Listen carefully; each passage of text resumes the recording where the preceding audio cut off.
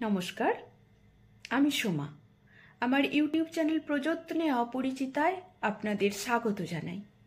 আমি আপনাদের কাছে আসছি মূলত কিছু কবিতা পাঠ, সেটা আমার নিজের লেখা কবিতাও হতে পারে, কিছু গল্প আর নারী কথা নিয়ে।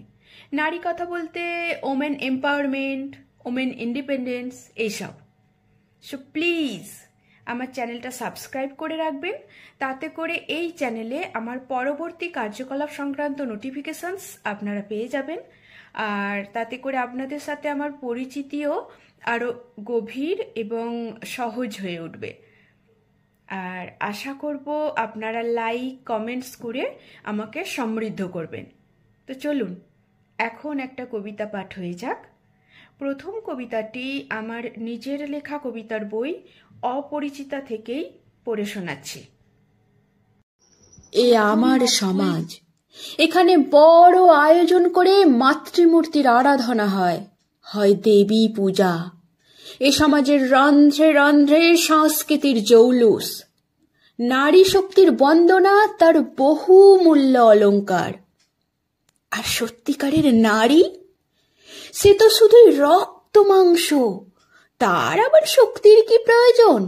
সে অর্থ শক্তিই হোক বা বাহু শক্তি। এ আমার সমাজ, এখানে কত শত রাজনৈতিক প্রতিশ্রুতি, হাজার রকমের প্রকল্প নারীর বিশেষ সুবিধার্থে, পুরুষতান্ত্রিক সমাজের আশীর্বাদের হাত। নারী আসলে মানানসই সংসারেতেই। হ্যাঁ, সে সর্বত্র বিচরণ করতেই পারে, সব কাজ করতেই পারে।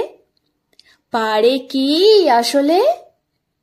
সমালোচনা তার নিত্য সঙ্গী, পোশাক, বলন, আচরণ সবই তার সমাজের জন্য, নিজের জন্য না।